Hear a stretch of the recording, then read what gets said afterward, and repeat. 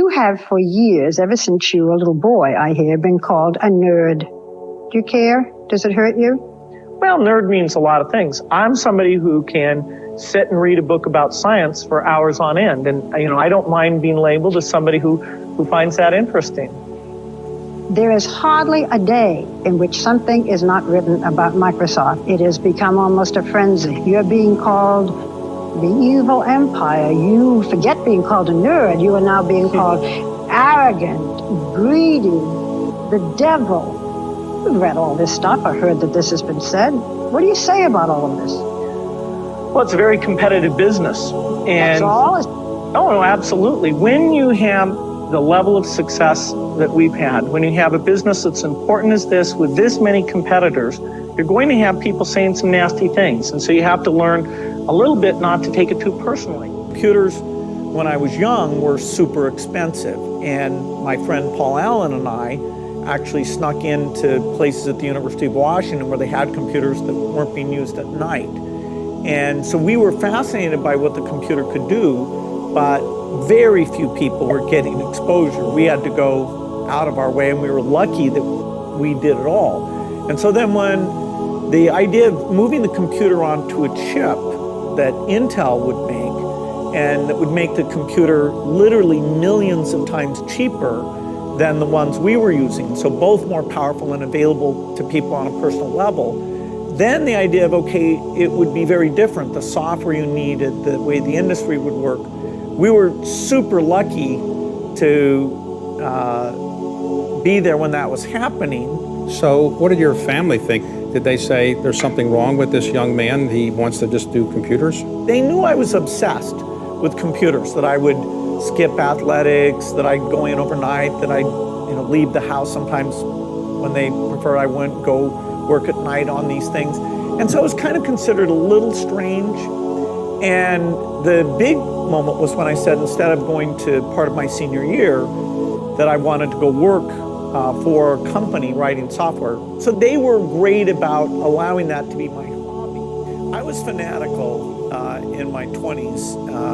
Helping Microsoft lead the way in software was the only thing that I really focused on. So, I worked weekends, I didn't believe in vacation, and so I really pushed people to work hard.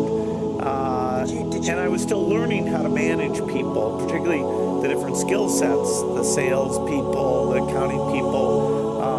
And so, fortunately, I think I'm a little bit better now. It's an incredible time to be a learner. I remember when I was young, I had the World Book, which is one of Warren's products, and it was very good. But I always felt like, God, I want to get into this in more depth. I want to understand it better. Today, the videos that are online and the courses that you can buy with the very best professors, it's phenomenal.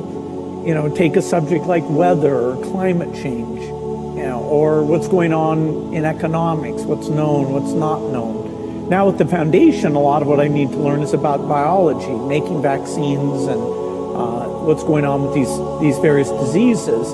This is a phenomenal time to be a curious person. The information that's out there, I have my biggest problem is that I stay up too late because I'm reading, and then I'm a little bit tired the next day. No company gets to rest on its laurels. IBM was as dominant or more dominant than any company will ever be in technology. That's just not going to happen again. And they had the smartest people, and they had all the customer feedback, and yet they missed a few turns in the road. And so that makes you wake up every day thinking, let's try to make sure today's not the day we miss the turn in the road.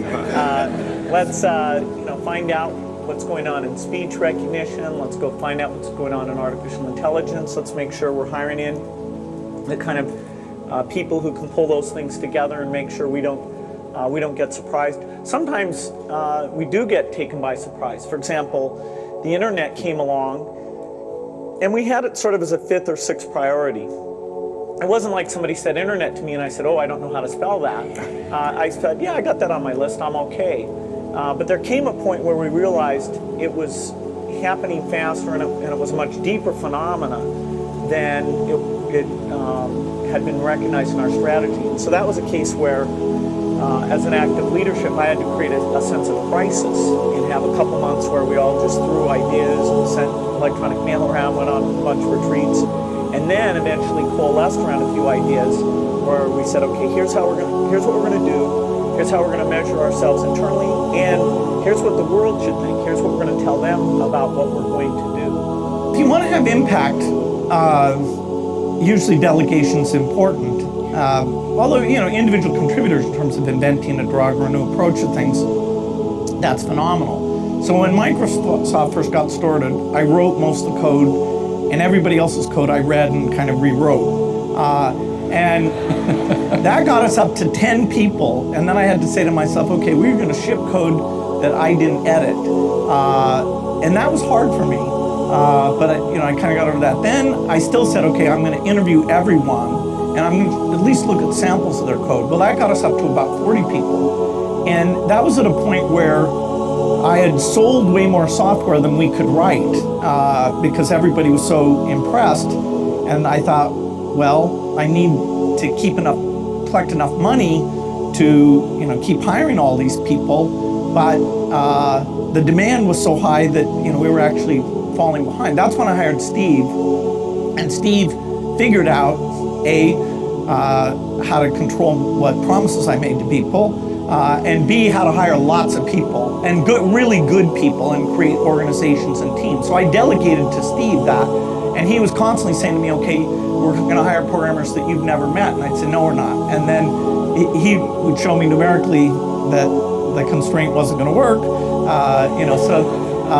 then I said, okay, then I would, know all the managers of the people. And so over time, and of course, I could say the quality per person was falling monotonically, according to me. But, large problems, if you want to, write the most popular office productivity software, that one person absolutely can't do that. You can write pretty code. So everyone has to decide what scale of organization they want to work in. Eventually, my role was very much as a leader and a reviewer of managers, but the top people, and I hired some super experienced people, I would make sure they were pursuing a common vision and they were well coordinated. But in terms of a lot of management stuff, they were way better than I was. Now I had to have the framework to know what mix of skills that we needed and when they were working well enough together. But a lot of my value added was picking, say, to do graphics user interface or to do an integrated office type thing, or to go global and not use agents to have Microsoft be present all over the world.